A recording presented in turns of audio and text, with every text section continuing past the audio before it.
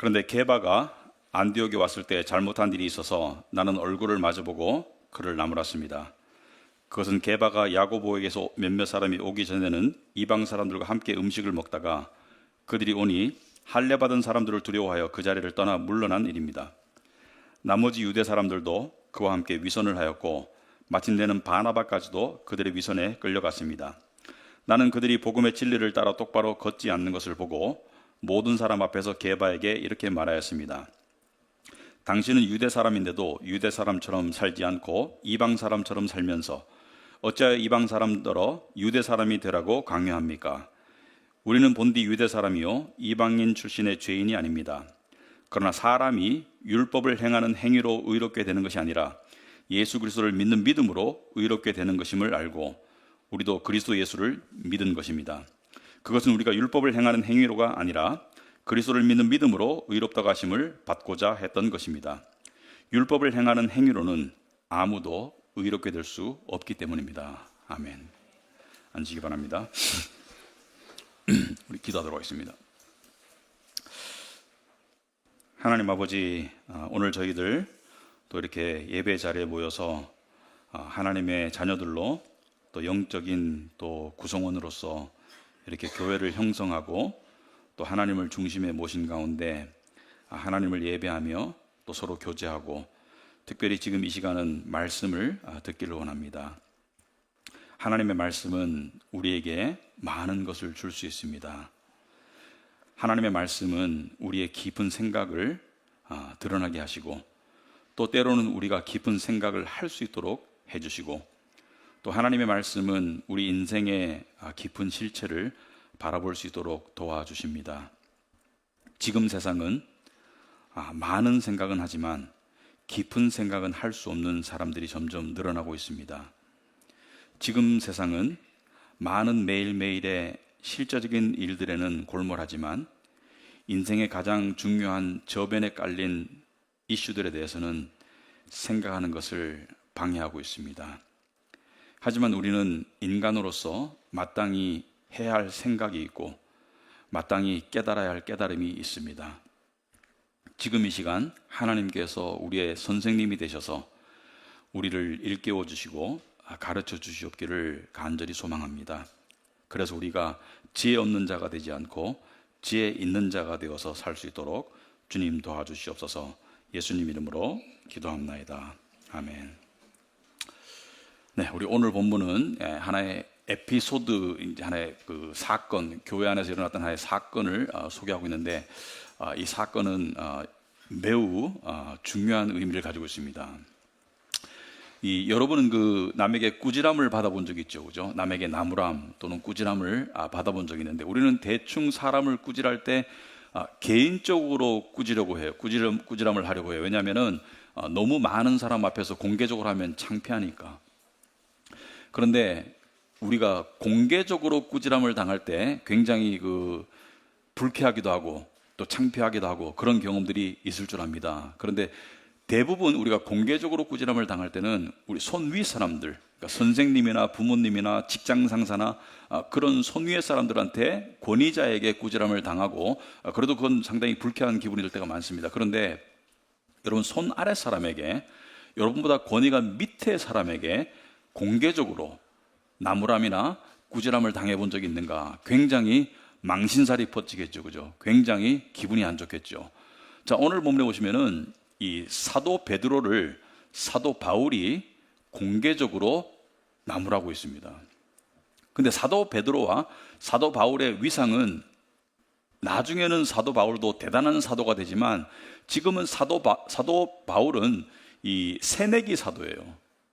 그러니까 베드로에 비해서는 초보 사도이고 베드로는 예수님의 제자들 중에서도 맏형이고 사도 중에서도 사도이고 예루살렘 교회에서 이 세 명의 기둥 중에 가장 커다란 기둥이죠. 그러니까 야고보, 요한과 함께 베드로를 세 명의 기둥으로 삼았는데 베드로는 사도 중에 사도였기 때문에 로마 카톨릭에서는 그 교황을 베드로의 후계자라고 칭할 만큼 베드로를 교회의 으뜸 가는 기둥으로 여겼는데 그 베드로를 후배인 사도 바울이, 그러니까 권위에 있어서는 한참 밑에인 당시에 사도 바울이, 그리고 나이도 추정컨대 사도 바울이 조금 더 젊었었다고 추정이 됩니다. 그 사도 바울이 공개적으로 당시에 권위와 체면이 굉장히 중시되는 사회에서, 선배와 후배 사이의 구별이 굉장히 뚜렷한 사회에서 공개적으로 꾸짖었다는 것은 엄청난 사건이고, 사도 바울의 입장에서도 그렇게 공개적으로 대선배를 꾸짖을 수 있다는 것은 굉장히 용기가 필요했고, 그 꾸지람을 받아들이고 수용한다는 것도 사도 베드로의 입장에서는 굉장히 겸손과 어떤 진리에 대한 수긍이 필요했다. 이런 사건이 발생했는데, 그럼 이 사건이 왜 발생했나? 첫째, 이 사건은 안디옥 교회에서 발생했습니다. 여러분, 이 안디옥 교회라는 교회가 이름이 많죠, 그죠? 안디옥이라는 단어를 많이 쓰죠. 요즘에도 안디옥 교회라는 교회들이 많아요. 그런데 이 안디옥은 당시 로마 시대의 그 세 번째로 큰 도시였어요. 그러니까 신흥 도시였습니다. 원래 로마 알렉산드리아라는 도시가 있었고, 안디옥은 비교적 새로 개발된 도시로 교통망이 잘 확충되어 있고, 그리고 사람들의 왕래가 빈번했기 때문에 아주 전략적인 요충지였습니다. 상업의 요충지였을 뿐만이 아니라 문화와 사람의 이동이 활발했기 때문에 선교적이고 복음적인 차원에서도 요충지가 될 수밖에 없는 그런 도시였다. 그래서 굉장히 중요한 의미의 도시였고, 이 안디옥 교회는 기독교 역사에서 세 가지 중요한 의미를 가지고 있습니다. 첫째는 이방 지역에 세워진 최초의 교회였습니다. 그러니까 스데반 집사의 순교 후에 성도들이 뿔뿔이 흩어져 가지고 이방 땅으로 많이 갔는데, 예루살렘 교회에서 떠나서 박해 때문에 이방 지역으로 가서 세운 최초의 교회가 안디옥 교회였고, 그리고 두 번째, 이 안디옥 교회에서 예수님을 믿는 제자들이 최초로 그리스도인이라는 이름을 가지게 됩니다. 그리스도인으로 이름을 사용해서 그리스도인으로 서로를 부르게 된다, 안디옥 교회에서. 첫째는 최초의 이방 땅에 세워진 교회였다. 그리고 그리스도인으로 불린 최초의 교회였다. 그리고 세 번째, 선교사를 파송한 최초의 교회입니다. 그래서 안디옥 교회는 사도 바울과 바나바를 선교사로 임명해서 로마 제국의 선교사로 파송한 최초의 교회였다. 그래서 기독교 역사에서는 매우 중요한 의미를 가지고 있는 교회이고, 모든 교회가 마찬가지지만 특별히 이 본부가 되는, 그러니까 이방 지역의 최초의 교회로서 선교사역의 본거지가 되는 교회이기 때문에 복음의 진리의 순수성과 선명성을 유지하는 것이 매우 중요한 교회였어요. 그런데 이 교회는 당시에 좀 더 적은 수의 유대인과, 그러니까 이방 땅에 이주한 유대인들과, 그리고 더 많은 수의 이방인들로 구성이 되어 있었다. 그래서 다민족 교회였습니다. 그러니까 이 유대인과 이방의 여러 나라들 사람들이 함께 모여서 세운 교회였고, 이 교회를 여러 지도자들이 교회를 담당하고 있었고, 바울은 이 교회에 나중에 합류했고, 그리고 베드로는 예루살렘에서 대표 사도로서, 지도자로서 이 교회가 어떠한가를 보러 방문한 상태였어요. 그러니까 베드로는 이 교회에 머무는 사람이 아니라 방문한 사도였어요. 그런데 이제 베드로가 와가지고 이제 이방인들과 함께, 예루살렘에서는 유대인들과 함께 예배를 드렸지만 안디옥 교회에 와가지고는 이방인들과 함께 예배를 드리고 함께 교제하고, 그러니까 우리가 생각할 때는 전혀 이상할 것이 없는 그냥 일상적인, 그러니까 신앙생활을 했겠죠, 그죠? 예배 드리고 교제하고 선교하고 가르치고 일상적인 생활을 했는데, 하루는 여느 때와 다름없이 예배를 마치고 이제 식탁에서 같이 밥을 먹고 있었어요. 그러니까 유대인들과 이방인들이 한 무리가 되어서 밥을 먹고 있는데 갑자기 소식이 들려오는 거예요.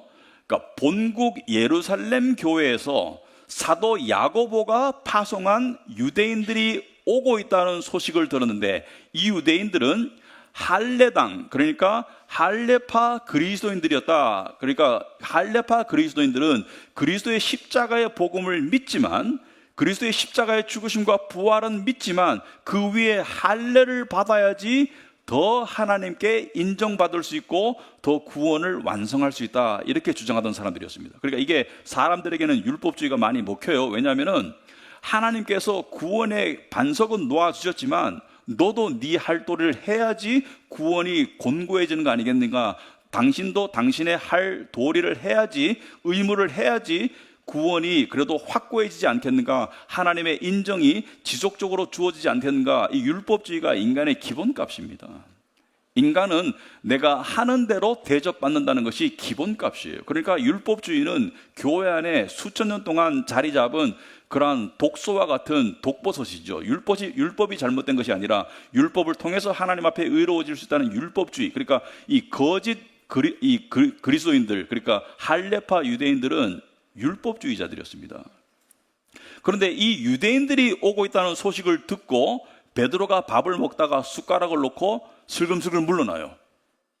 그러니까 베드로가 지도자가 물러나니까 동료 유대인들도 같이 물러나고, 그리고 믿음이 아주 좋았던 바나바도 함께 물러나니까 그것을 보고 사도 바울이 혼자, 자기도 유대인이면서 자기는 물러나지 않고 일어서서 이렇게 말하는 것이죠. 오늘 1절에 보시면은, 그런데 게바가 안디옥에 왔을 때 잘못한 일이 있어서 나는 얼굴을 마주보고 그를 나무랐습니다. 그것은 게바는 베드로의 또 다른 이름이에요. 야고보에게서 몇몇 사람이 오기 전에는, 야고보는 당시에 예루살렘 교회의 사도들 중에 세 기둥이 있는데 그 중에 한 명이죠. 베드로는 지금 안디옥 교회에 와 있고, 지금 예루살렘 교회는 야고보와 요한 두 명이 있는데, 야고보는 당시에 굉장히 추앙을 받던 그런 사도였죠. 사도행전을 보면은 어느 정도였냐면은, 당시에 베드로나 야고보의 위상은 일반 성도들이 그림자도 안 밟고, 그리고 가까이 가지를 못했습니다. 너무 존경해서 가까이 못 갔어요. 그런데 야고보가 보냈다고 하는 유대인들이 오니까 이방 사람들과 함께 음식을 먹다가 그들이 오니 할례 받은 사람들을 두려워하여 그 자리를 떠나 물러난 일이 발생합니다. 밥을 먹다가 숟가락을 놓고 물러났어요. 그러니까 베드로가 그렇게 하니까, 지도자가 그렇게 하니까 13절에 나머지 유대인들도 그와 함께 위선을 하였고, 마침내 바나바까지도 그들의 위선에 끌려갔습니다. 마침내 바나바까지라는 것은, 바나바는 복음을 매우 충실히 받아들인 사도 바울의 동료였는데 그도 물러나니까 14절에 나는 그들이 복음의 진리를 따라 똑바로 걷지 않는 것을 보고 모든 사람 앞에서 게바에게 이렇게 말하였습니다. 그러니까 바울만 혼자 유대인으로서 일어서서 게바를 공개적으로 나무랐는 거예요. 왜 위선을 저지르냐? 그렇다면 왜 베드로는 밥을 먹다가 말고 숟가락을 놓고 물러났는가? 왜 베드로가 그렇게 하니까 다른 유대인들도 자동적으로 베드로 따라서 함께 그 위선에 참여하고, 그리고 바나바도 심지어 그렇게 되었는가? 이것을 이해하려면 여러분들이 유대인의 풍습을 알아야 됩니다. 유대인의 풍습 중에 어떤 풍습은 율법의 율법의 어떤 구속력을 능가하는 정도의, 이것을 어기면 유대인이 아니다, 이것을 어기면 쫓겨나야 된다는 그 정도의 강한 풍습이 있었는데, 그것은 뭐냐면 유대인들은 이방인들과 함께 식탁에서 밥을 먹지 않은 전통이 있었습니다. 이것은 그냥 선택의 문제가 아니라 이것을 어기면 유대인이 안 되는 거예요. 여러분, 당시의 풍습을 이해를 해야 되는 거예요. 그래서 만약에 내가 유대인인데 이방인들이 와가지고 손님으로 왔어요. 같이 밥을 먹을 밥시간이 되어서, 식사 시간이 돼요. 그러면 밥상을 따로 차렸습니다. 그래서 따로 밥상을 차려서 먹었고, 경건한 유대인들은 사마리아인들과도 같이 식탁을 나누지 않았습니다. 같은 식탁에서 밥을 먹지 않았어요. 여기는 두 가지 이유가 있습니다. 첫째는 유대인들은 이방인들을 불결하게 봤습니다. 왜냐하면 유대인들은 자기들 나름의 정결 의식이 있었습니다. 구약의 율법에 따라 가지고, 예를 들어서 돼지고기를 먹지 않는다, 여러 가지 어떤 먹을 수 있는 음식과 먹지 못할 음식이 따로 있었고, 이것은 여러분 사도행전을 보면은 그 베드로에게 어떤 보자기가 내려와 가지고 이 불결한 어떤 동물들이 있으니까 그것을 베드로가 나는 불결한 것을 먹을 수 없습니다. 이게 유대인의 전통이에요. 그러면 유대인들은 이방인들이 사용하던 식기를 사용하지 않았고, 그리고 불결한 음식을 먹은 이방인들과 같이 밥을 먹지 않았어요. 왜? 이것은 정결을 해치는 것으로 봤기 때문에, 너희들은 불결한 음식을 먹고 너희들이 쓰는 그 그릇도 불결한 음식을 요리하던 그릇이기 때문에 너희들과 함께 밥을 먹지 않았다. 이것이 정결의 이유 때문에 안 먹었고, 두 번째 이유는, 여러분, 음식을 같이 먹는다, 이것은 공동체를 의미합니다. 함께함을 의미해요. 근데 유대인들은 선민의식이 있었죠. 우리는 이방인들과 구별된 사람들이다. 약간 우월의식적인 선민의식이 있었는데, 이방인들과 구별된 사람인데, 이방인들과 사회적으로 종교적으로 구별되었다는 것을 나타내는 방식 중에 하나가 같이 밥을 안 먹는 거예요. 밥을 먹는 것은 함께 한다는 뜻이거든요. 그래서 예수님께서 세리와 창녀와 밥을 먹으니까 바리새인들이 뭐라 했냐면은, 아니 어떻게 세리와 창녀랑 밥을 먹는 선지자가 있을 수가 있는가? 어떻게 세리와 창녀와 함께하는 선지자가 있을 수 있는가? 이렇게 예수님을 나무랐죠, 그죠? 그렇듯이 유대인들은 이방인들과 함께 밥을 먹지 않았다. 왜? 사회적, 종교적 구별성을 유지하기 위해서. 그러니까 정결성과 구별성을 유지하기 위해서 밥을 안 먹었는데, 지금 그 유대인의 풍습에 쩔어 있는 율법주의자 그리스도인들이 왔다는 소식을 듣고 베드로는 그 풍습의 본능적인 발동이 걸려가지고 숟가락을 놓고 일어났는 거예요. 근데 이것을 보고 사도 바울은 분개해서 이렇게 말하죠. 복음 안에서 유대인과 이방인의 구별이 없고 종과 자유자의 구별이 없고 남자와 여자의 구별이 없고 차별이 없는 것이 복음인데 왜 복음의 진리 가운데 거하지 않고 당신은 위선을 하는가? 이렇게 바울이 베드로를 꾸짖는 것이죠. 그래서 14절에 나는 그들이 복음의 진리를 따라 똑바로 걷지 않는 것을 보고 모든 사람 앞에서 게바에게 이렇게 말하였습니다. 당신은 유대 사람인데도 유대 사람처럼 살지 않고 이방 사람처럼 살면서, 무슨 뜻이냐면 율법주의에 얽매이지 않고 이방인처럼 자유롭게 살면서 어떻게 이방 사람더러 유대 사람이 되라고 강요합니까? 당신의 행동은 이 율법주의에서 벗어나 있는 이방인들조차도 율법주의자로 만드는 그러한 행동이 되겠습니다. 이렇게 말하는 것이죠. 무슨 말이냐? 여러분, 만약에 베드로의 행동을 저지하지 않고 그냥 내버려뒀다면 당시엔 신약 성경이 쓰여지지 않았어요. 예수님의 가장 대표적인 수제자가 하는 행동에 따라서 유대인들이 움직인 것을 보았고 남들이 그것을 따라한다면 안디옥 교회는 어떻게 될까요? 첫째는 교회가 분열될 입장입니다. 더 이상 유대인들과 이방인은 함께 밥을 먹지 않는다. 그래서 구별이 될 수밖에 없었고 그것은 교회의 화합을 저해하고 분열을 가져오겠죠, 그죠? 그리고 유대인들의 선민의식이 발동할 겁니다. 그러면 복음 안에서 모두가 한 형제 자매라는 것이 공동체가 깨어지고요. 두 번째, 할례파들의 주장이 먹히기 시작할 거예요. 이제 할례도 받아야지, 같이 식탁도 나눌 수 없고, 그러면 할례 하나로 끝나는 것이 아니라 할례를 받아들이면 할례와 더불어서 또 다른 율법이 추가되면 어떻게 될까요? 그리스도에 의해서, 오직 그리스도에서 구원받는다는 그 구원의 교리가, 진리가 훼손되고 어떻게 돼요? 율법에 의한 의로워짐. 의는 하나님께 받아들여지는 것이죠. 율법에 의해서 하나님께 다가가게 되고 율법에 의해서 구원을 받게 되고 율법에 의해서 구원이 유지되고 하여튼 율법주의가 되어버리는 거예요. 여러분, 사도 바울의 이 행동은 이 엄청난 파장을 가져올, 그러니까 최초의 교회이고 그리고 최초로 선교사를 파송하는 이 중요한 시점에, 이 안디옥 중요한 교회 안에 거짓 복음이 들어오는, 갈라디아서 1장에서 사도 바울이 저주를 받을지어다라고 말하는 거짓 복음이 들어올 수 있는 그러한 엄청난 계기를 사도 바울이 스스로 막았는 거예요. 그러니까 이것은 그냥 밥같이 안 먹어서 나무란다 그런 뜻이 아니라 엄청난 의미가 있는 것이죠. 하지만 사도 바울의 그런 독자적인 행동이 문제를 종결시키지 못했습니다. 이미 사태는 발생했습니다. 베드로가 후회하고 잘못했다고 생각할지라도 이미 사람들은 그 광경을 보았고요. 그리고 거짓 선생들이 들어와가지고 자기들은 야고보를 등에 업고 이렇게 말하는 것이죠. 예를 들어서 햄버거 프랜차이즈를 한국에서 하고 있는데 미국 본사에서 왔어요. 본사에서 와가지고 이렇게 만드는 거 아니야, 니네 지금까지 이렇게 만들어 먹고 있었어? 레시피가 달라, 이렇게 말하는 순간 종업원들은 헷갈리는 것이죠. 아니야, 이 레시피가 본사 레시피가 맞아. 하지만 본사에서 왔다는 사람들이 이 레시피가 아니라고 말하면 종업원들은 헷갈리는 거예요. 그래서 안디옥 교회는 옥신각신 하다가 대표단을 만들어서 예루살렘 교회에 보내요. 요즘처럼 인터넷이 되는 시대가 아니니까 가서 질의응답을 하고 확인을 받는 것이 사도행전 15장의 기록입니다. 여러분 보시면 1절에, 사도행전 15장 여러분 주보에 나와 있죠. 1절에 몇몇 사람이 유대에서 내려와서 이렇게 신도들을 가르쳤다. 여러분이 모세의 관례대로 할례를 받지 않으면 구원을 얻을 수 없습니다. 율법을 지키지 않으면 구원을 얻을 수 없습니다. 당시에는 할례지만 오늘날에는 다른 게 될 수도 있어요. 그죠? 뭐 방언을 하지 않으면, 새벽 기도를 하지 않으면 뭐 여러 가지 다른 것들이 될 수 있겠죠.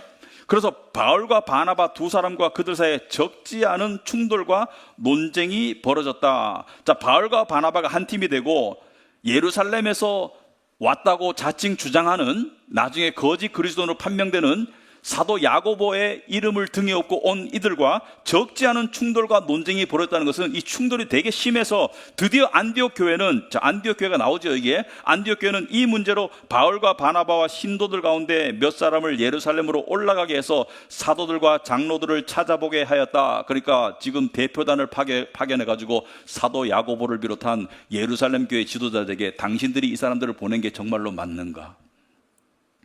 이 사람들이 하는 이 주장이 정말로 당신들이 시켜서 하는 주장이 맞는가를 진위를 확인할 수밖에 없었고요. 그래서 22절로 내려가면, 그래서 사도들과 장로들과 온 교회가 대표들을 뽑아서 바울과 바나바와 함께 안디옥으로 보내기로 결정하였다. 자, 그에 대한 답변으로 예루살렘 교회는 대표들을 뽑아가지고 바울과 바나바와 함께 안디옥으로 함께 보냅니다. 그래서 이 문제에 대해서 명확한 설명과 해결을 해주는데, 그때 대표로 뽑힌 사람은 신도들 가운데서, 여기서 말하는 신도는 예루살렘의 신도들 가운데서 지도자인 바사바라고 하는 유다와 실라가 대표로 뽑혀서 안디옥 교회로 와서, 그들은 이 사람들 편에 아래와 같은 내용의 편지를 써 보냈다. 야고보를 비롯한 지도자들의 편지를 가지고 안디옥 교회로 오는데, 그 편지에는 이런 내용이 적혀 있습니다. 형제들인 우리 사도들과 장로들은 안디옥과 시리아와 길리기아와 이방 사람 교우 여러분에게 문안합니다. 자, 이 문제가 안디옥 교회만 국한된 것이 아니라 그 뒤에 세워진 시리아와 길리기아 여러 지방의 교회에 급속도로 번지고 있었고, 교회의 혼돈과 분란을 자초하고 있다는 것을 알 수 있죠. 24절에 그런데 우리 가운데 이 몇몇 사람이 안디옥 교회에 온 그리스도인들이에요. 율법주의자들.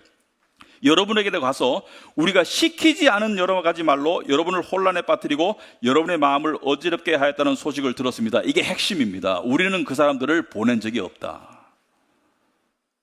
마치 구약에 선지자들이 환상을 봤다고 하면서 예언을 하니까 하나님께서 뭐라 그래요? 나는 그들에게 환상을 준 적도 없고 그들을 보낸 적도 없다. 그들은 거짓 선지자들이다.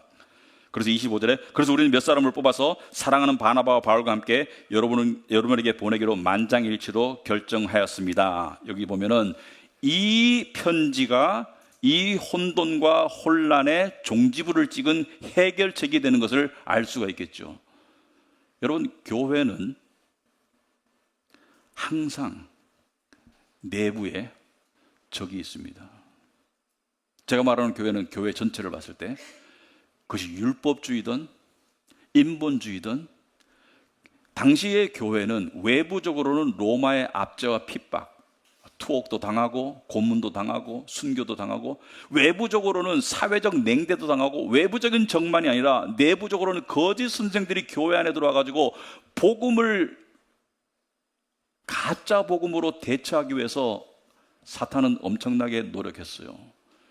그것은 중세에도 마찬가지고, 중세에는 사탄의 세력에 의해서 교회가 함몰되다시피 해가지고, 중세에는 유럽 인구의 대다수가 교회를 다녔지만 참 복음을 아는 사람들은 학자들의 연구에 의하면 1%가 안 됩니다.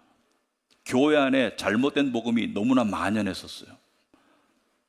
만약에 사도 바울이 그때 나서지 않았더라면, 물론 하나님의 역사와 은혜로 당연히 나섰지만 나서지 않았더라면, 가정해 본다면 안디옥 교회는 율법주의의 비복음적인 교회로 변질될 수밖에 없었습니다. 교회는 이 싸움을 계속했는 거예요. 여러분, 거짓 앞에서 머뭇거리면 거짓이 진실의 자리를 차지하게 됩니다. 거짓 앞에서 거짓이라고 누군가가 말하지 않으면 거짓이 진실이 되고, 거짓이 진실을 억누르고 거짓이 진실 행사를 하는 것이 되는 거예요. 극단적인 얘기지만 신천지라는 그 거짓 가르침에 많은 목사와 장로들이 넘어갔잖아요. 그죠? 거짓의 힘은 대단합니다. 왜냐하면 사탄이 뒤에 있기 때문에 대단해요. 그래서 이 거짓을 교회가, 바울이 나서서, 그리고 나중에 대표단을 파견해서 그렇게 해결하지 않았으면 이 거짓의 문제는 엄청나게 교회를 괴롭혔을 것이고, 그리고 이 거짓의 문제를 해결하는 데는 두 가지가 항상 필요했습니다. 첫째는 진리의 말씀, 둘째는 진리의 공동체. 그래서 우리가 말씀도 필요하고 공동체도 필요한 거예요. 기독교 역사에서 보면은 초대 기독교에 아리안주의라는 그 이단이 들어왔는데 한때 교계의 반을 넘었습니다. 예수를 하나님의 아들이 아니라 피조물로 보는 그 아리안주의가 들어와가지고 예수를 도덕적인 모델로 삼은 그 아리안주의가 일종의 율법주의의 변형인데, 그것이 기독교 교세의 반을 넘긴 적이 있어요. 100년 이상.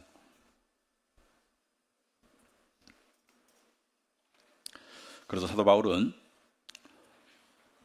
하나님께 받아들여지는 자격으로서의 의, 그리고 구원의 자격으로서의 의, 여기에는 인간의 공로나 인간의 노력이나 인간의 그 어떤 율법 지킴도 조금도 들어가서는 안 되고 들어갈 수 없다는 것을 이야기하고 있으며, 예수 그리스도의 충분성, 완전성, 절대성을 16절에 이렇게 얘기하고 있죠. 그러나 사람이 율법을 행하는 행위로 의롭게 되는 것이 아니라 예수 그리스도를 믿는 믿음으로 의롭게 되는 것임을 알고 우리도 그리스도 예수를 믿은 것입니다. 우리가 왜 예수를 믿냐 하면 예수님을 믿고 의로워지기 때문에, 오직 예수로, 오직 믿음으로, 오직 은혜로 의로워지기 때문에, 그것은 우리가 율법을 행하는 행위로가 아니라 그리스도를 믿는 믿음으로 의롭다고 하심을 받고자 했던 것입니다.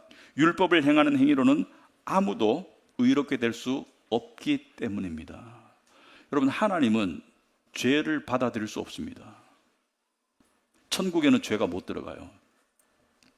근데 우리가 천국에 들어가는 것은 바로 예수님의 의로 입고 있기 때문에 들어갈 수 있는 것인데, 예수님이 예를 들어서 순수 워터라면, 예수님이 정말 순수 물이시라면 그 안에 여러분 똥물을 1%만 집어넣어도 그건 똥물이 되는 거예요.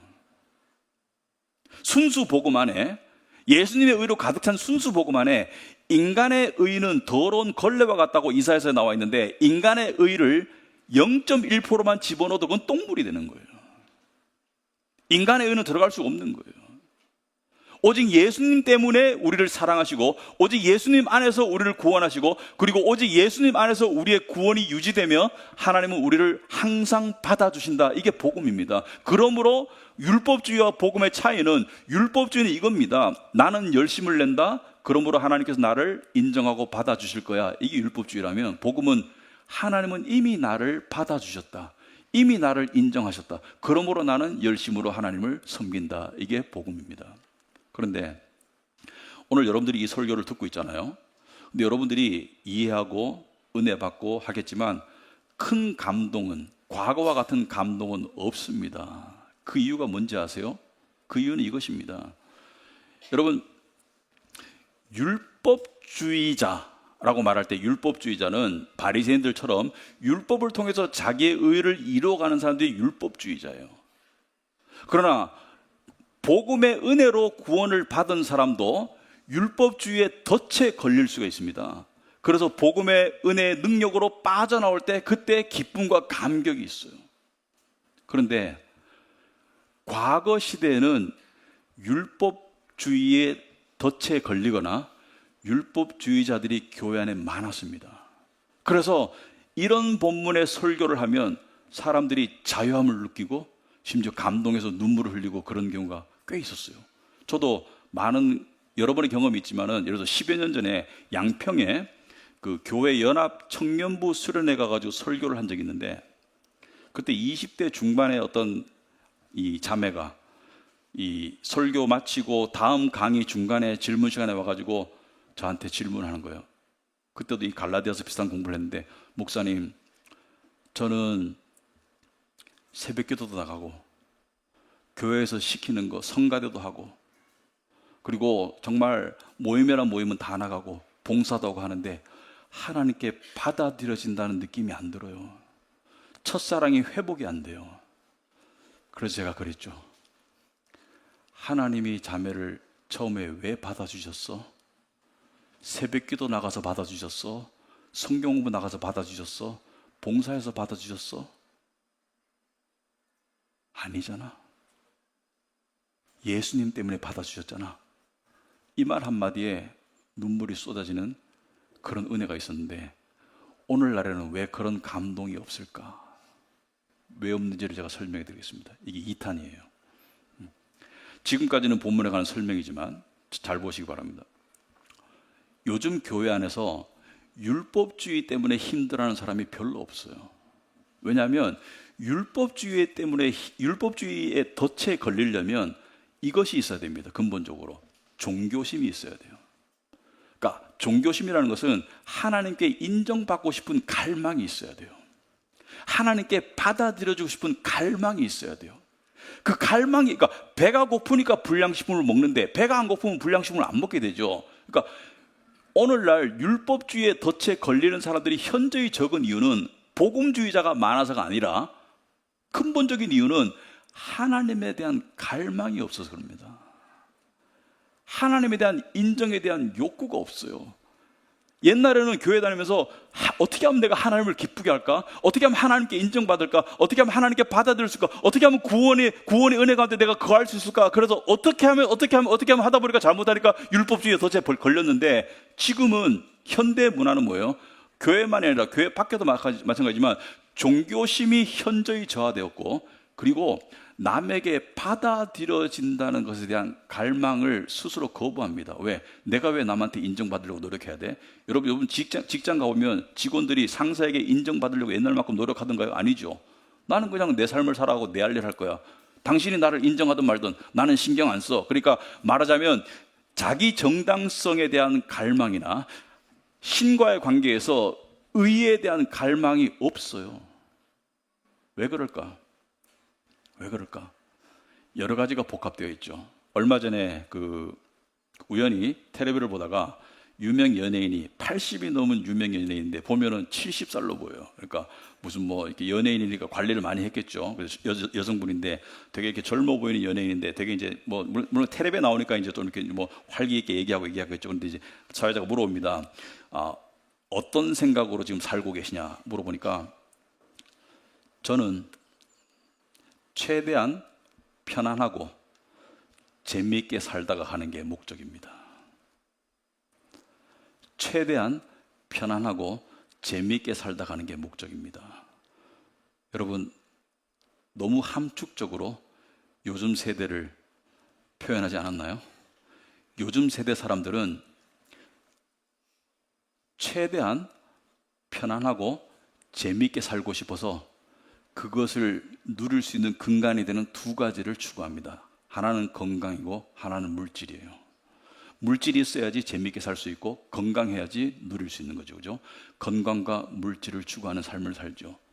그런데 여러분이 약간 철학적인 얘기를 하자면 우리가 인간성이라는 단어 쓰죠. 그죠? 저 사람 인간성이 별로 안 좋아. 저 사람 인간성이 좋아. 근데 우리가 인간성이라고 말할 때 우리는 아마도 도덕성이나 어떤 예의를 가지고 인간성이라고 말하는데 인간성의 본뜻은 그게 아닙니다. 인간성이라는 것은 인간만 가지고 있는 고유한 속성을 인간성이라고 말하는데 인간만 가지고 있는 고유한 속성이 뭐냐면 인간이 모든 피조물로부터 구별되는 속성이 인간성이에요. 자, 그렇다면 인간이 동물과 다른 점이 뭐냐?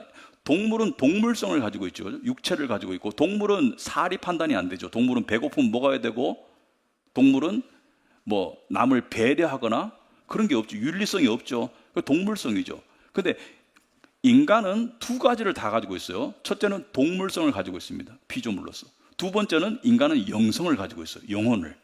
그러니까 인간은 하나님의 형상대로 지음을 받았기 때문에 영성도 가지고 있고 피조물로서 동물성도 가지고 있고 그러니까 인간만이 두 가지를 가지고 있어요. 동물은 그냥 생명성, 동물성만 가지고 있고 그 속에서 쾌락과 편안함과 즐거움을 추구하면 그게 최고의 선이에요. 그러니까 그것을 신미적 존재라고 해요. 신미적 존재. 그러니까 내가 어떤 아름다움과 쾌락을 추구하는 것이 최고의 선이라면 인간은 윤리적 존재, 실존적 종교적 실존을 추구하는 인간은 영성을 가지고 있다. 그래서 영성과 동물성을 가지고 있는데 그러면 둘 다를 부인할 수 없는데 하나님께서 원하시는 질서는 영성이 우선시되는 상태에서 동물성이 하위 개념으로 존재하는 인간상을 원하는 것이다. 그래서 인간성의 회복이라는 것은 영적인 세계에 영성을 추구하는 것이 인간성의 회복이라면, 반대로 인간성의 상실은 동물성이 우위에 가는 게 인간성의 상실입니다.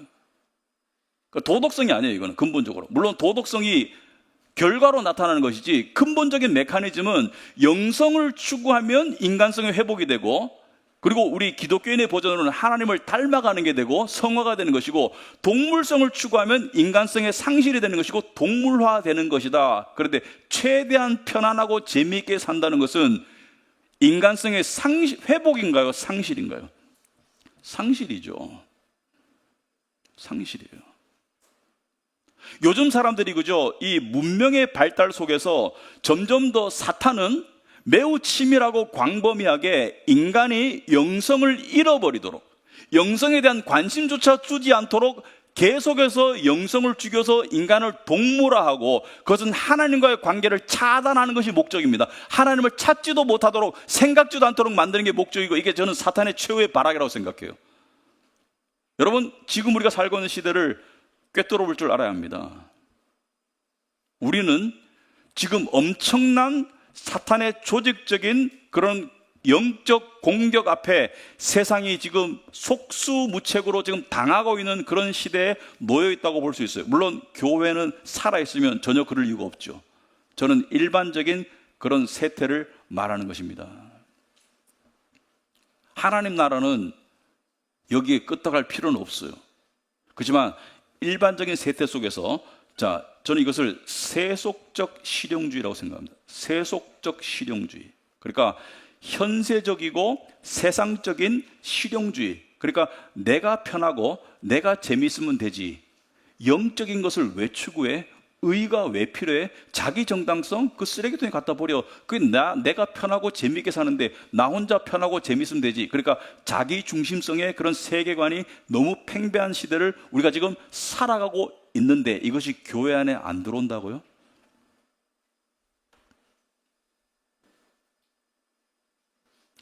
영혼에 대한 관심이 차단되는 그 문화 속에서 영혼에 대한 음성을 점점 덜 듣게 되고 못 듣게 되는 그런 시대에 우리가 자칫 잘못하면 동화된다면,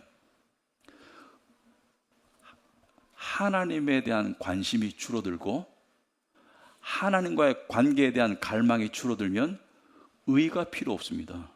의는 하나님과 우리를 연결하는 연결고리인데, 그리고 그 의가 주어지는 통로가 복음이라면 그게 필요가 없는 거예요. 그러면 하나님에게 인정받고 받아들여야 된다는 갈망이 없으면 의에 대한 필요성도 못 느끼고 율법주의도 안 빠지게 될 수 있습니다. 이해가 되세요? 지금 우리는 나는 율법주의에 안 빠져 있어, 그것이 좋을 수도 있어요. 복음의 은혜를 알기 때문에. 하지만 실용적 세속적 실용주의에 빠져가지고 율법주의에 덫이 안 걸려있다, 그거는 더 심각한 질병일 수 있다는 거예요.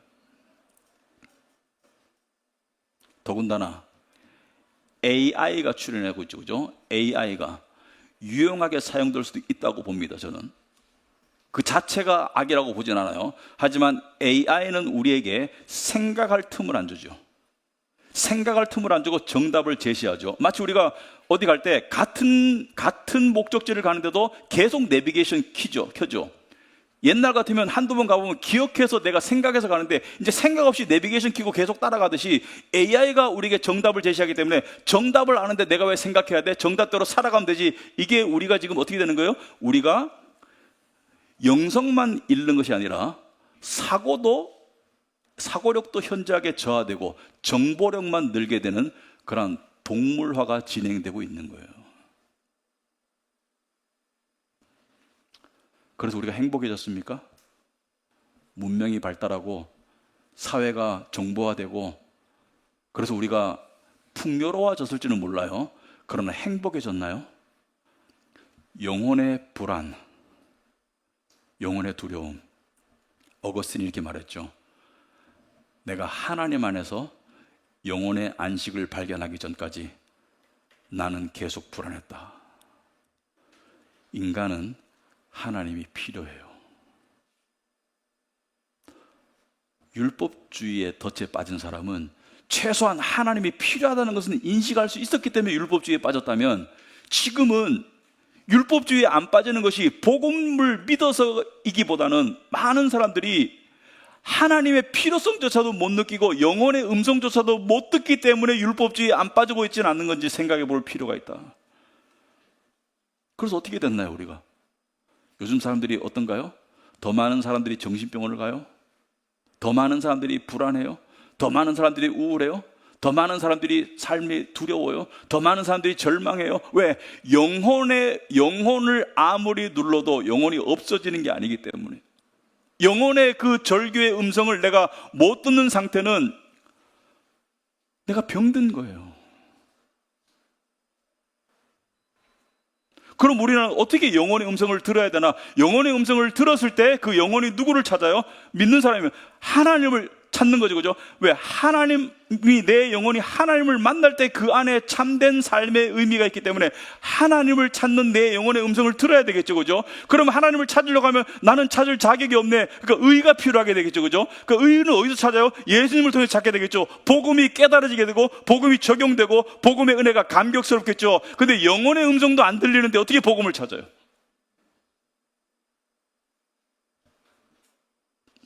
그럼 어떻게 해야 돼요? 영혼을 일깨우는 데는 영혼에게 뭘 먹여줘야 돼요? 영혼의 양식을 먹여줘야 됩니다. 그것이 성경책이고 성경을 바탕으로 한 좋은 책들이에요. 성경책과 성경을 바탕으로 한 좋은 책들, 보다 더 광범위하게는 아주 좋은 철학책들, 보다 더 광범위하게는 좋은 역사책들. 그러니까 우리의 생각을 일깨우고 우리의 영혼을 일깨우는 데는 성경책과 책들이 필요해요. 근데 맨날 유튜브만 보고 앉았고 맨날 인스타만 보고 앉았으니까 동물화가 계속 진행되고 있고 계속 영혼은 불안하고 아사 상태고 굶주리고 힘들다고 절규하는데, 그걸 안 듣고 계속 동물화를 진행시키면 여러분의 삶이 풍성해질 수 있나요?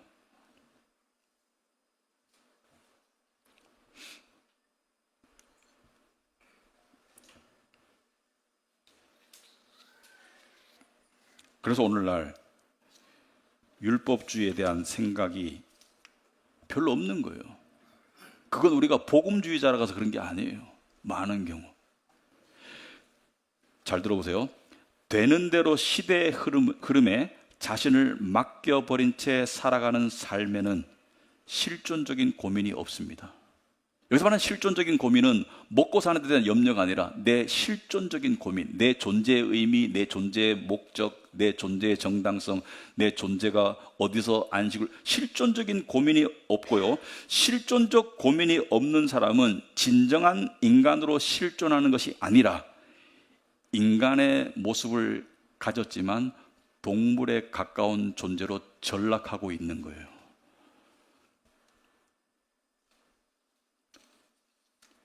근데 우리는 이런 고민을 해야 해요. 어떤 사람은 그거 고민한다고 돈이 생겨 밥이 생겨, 그 자체가 동물화된 거예요. 이런 고민을 안 하고 사는 자체가 동물화되었기 때문에 필요성도 못 느끼고 하는 사람을 깔본다는 것은 그 사람은 이미 인간성을 상실해도 많이 상실한 거예요. 그러므로 성경책과 좋은 책들을 통해서 우리가 산악인들이 동상에 안 걸리면 어떻게 돼요? 계속 부비죠, 그죠? 체온을 줘야 돼요. 그리고 온기를 쬐주죠. 영혼에게도 온기를 줘야 됩니다. 영혼도 자극시켜줘서 계속 움직여줘야 돼요. 뭘로? 성경책과 좋은 책들로. 그러니까 성경책을 가지고 고민한 사람들이 쓴 책을 가지고 영혼을 계속 자극하고 자극받아야지 우리가 깨어날 수 있고, 그래야지 우리가 의에 대한 필요성을 느끼고, 그래야지 우리가 그리스도에 대한 필요성을 알고 그리스도를 믿고 그리스도를 체험하는 것이지. 키에르케고르가 이렇게 말했거든요. 자신이 체험하지 못하는 진리는 자기가 믿는 진리가 아니에요. 나는 알아요. 그리고 심지어 감동해요. 오늘 목사님 설교 들으니까 되게 좋았어요. 머리로 깨달아요. 그러나 체험하지 않는 진리는 자기가 아는 진리가 아니에요. 그건 립 서비스 진리지. 결론적으로 우리는 하나님이 필요한 피조물들입니다. 하나님도 이 사실을 잘 아시기 때문에 우리에게 다가와 주신 거예요. 그리고 우리가 하나님께 다가갈 수 있는 길을 열어주셨고요. 그 길이 바로 예수 그리스도이십니다. 그분의 의를 힘입어서 우리가 하나님께 나아가는 것이고, 그분이 우리의 의가 되시는 겁니다. 그리고 하나님을 만날 때 우리의 영혼은, 한번 만나보세요, 가장 깨끗함과 가장 자유로움을 맛보게 됩니다. 마치 더러워진 몸이 샤워할 때 느끼는 그 육체의 기분이 비교할 수 없는 정도로 하나님을 만날 때 우리 영혼의 죄책감이 다 씻겨져 나가고 가장 커다란 기쁨과 안식을 맛볼 수 있습니다. 그런 삶으로 나아가시는 여러분 되시기 바랍니다. 기도하겠습니다. 하나님 아버지, 참으로 감사하고 감사합니다. 우리를 그토록 사랑하시는 주님께서 우리가 이토록 망가져 있을 때 우리를 붙잡아 주시옵소서. 하나님, 우리는 지금 세상이 조직적으로 치밀하게 광범위하게 진행하고 있는 인간의 동물화, 인간성의 상실, 우리는 여기에 끌려가고 싶지 않습니다. 그러나 우리 스스로 저항할 힘이 없습니다. 하지만 하나님께서 말씀하셨습니다. 진리를 알지니 진리가 너희를 자유케 할 것이다. 너희는 세상의 노예이다. 하지만 아들이 너희를 자유케 하면 너희가 참으로 자유할 것이다. 우리 영혼이 깨어날 수 있도록 주님 도와주시옵소서. 그 노력을 우리가 할 수 있도록 도와주시옵시고 우리를 일깨워 주시옵소서. 예수님 이름으로 기도합나이다. 아멘.